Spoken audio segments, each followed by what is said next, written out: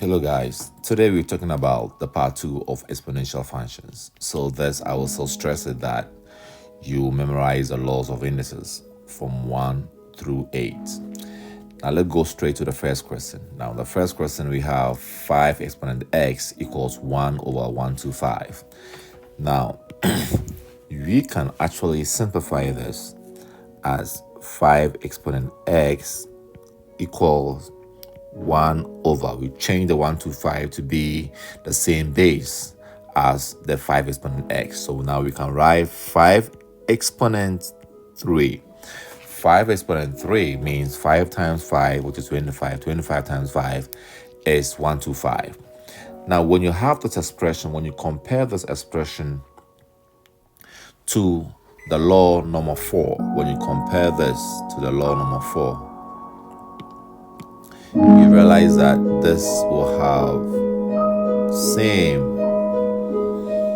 functions or the same equation. Now, 5 exponent x equals 1 over 5 exponent 3. We can write it again based on the law number 4 as 5 exponent x equals 5 exponent negative 3. Now, since the bases are the same,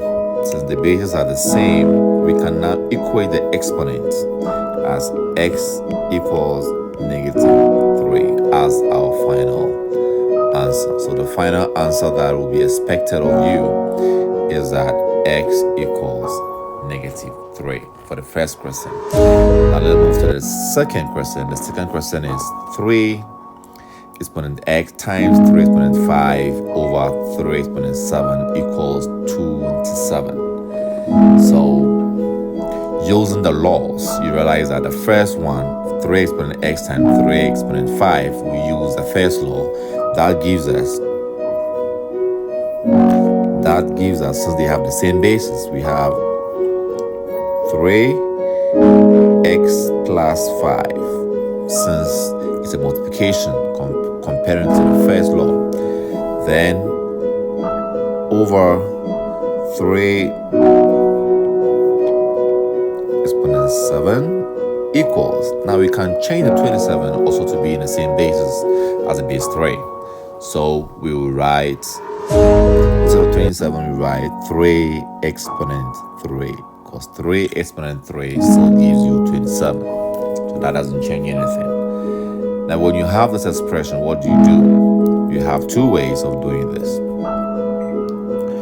You can use the second law, which is base a exponent m divided by base a exponent n first on this side, on this very side here. So let's continue with it. Using this, you have, since it's a division, you have 3 exponent x plus 5 minus 7.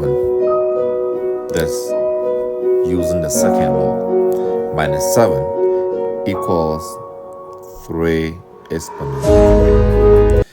So we can further expand this by writing 3 exponent x plus 5 minus 7 equals 3 exponent 3. Now you write 3 exponent x 5 minus 7 is minus 2 equals 3 exponent 3.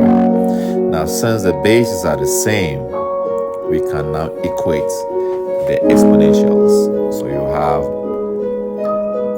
x minus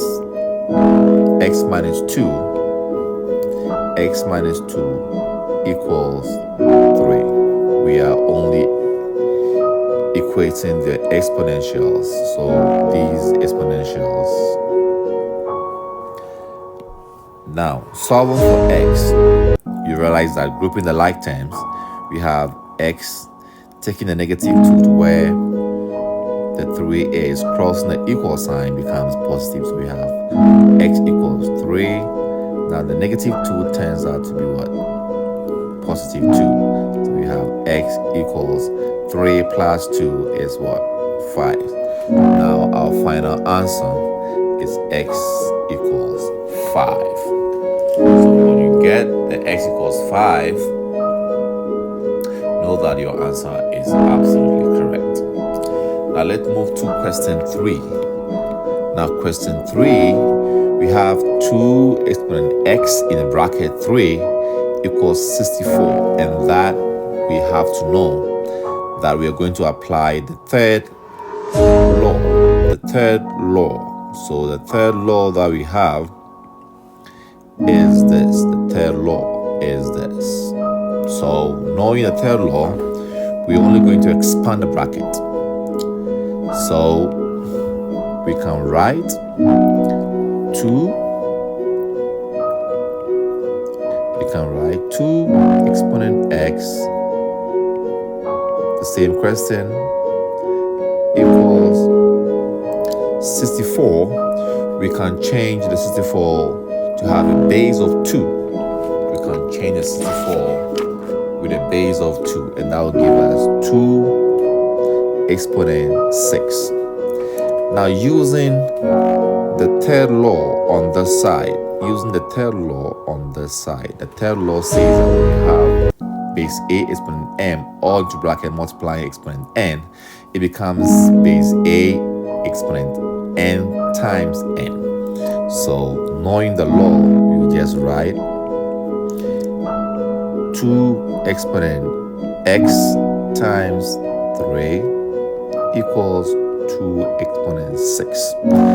Then we can write 2 exponent. Now x times 3 will give you 3x equals 2 exponent 6. Now since they have the same basis, we can now equate their exponents, which is 3x and 6. So we have 3x equals 6. Finding x, you divide both sides by 3. X gives you 3 goes into itself, 1 goes into 6, 2. Therefore, x is 2 for question number 3. Then we come to question number 4. Question number 4 becomes the same as comparing to the laws. When you have the laws at hand, it becomes very easy for you. Now, 7 base 7 exponent 8 divided by base 7 exponent x equals 49. We can convert the whole expression to have the same basis. So therefore, you can write 7 exponent 8 divided by 7 exponent x equals 49. We have 7 exponent 2. So using the second law, which is base a exponent m divided by base a exponent n, giving you base a exponent m minus n. This gives us 7 exponent 8 minus 2, minus x. 7 exponent 8 minus x equals 7 exponent 2. So we only use the second law. Now with your continuation, you realize that since they have the same basis, remember, since they have the same basis, what you're going to do is that we are going to only equate the exponents. So the equation, the exponent, you have 8 minus x equals 2. Now 8 minus x equals 2. Finding x, you may choose to bring, or grouping the light ends will be actually on your own choice. So my choice will be that I'll bring the 2 to where the 8 is. I'll bring the 2 to where the 8 is, and I'll bring the negative x to where the 2 is. So that gives me, bringing the 2, which is positive, across the equal sign gives you negative 2. Negative x crossing the equal sign becomes positive x. We have 8 minus 2, which is what? 6. 6 equals x. So therefore, x equals 6. That will be the answer that you be expected. So guys, don't forget, I also stress on the laws of indices. If you're able to familiarize yourself with the laws of the indices, such questions like this will be very easy for you to solve, and you already have an understanding of the law. So any question, when you compare it to the laws, it gives you a better idea as to how to solve it. Alright guys, take care. See you for the part 3. Bye.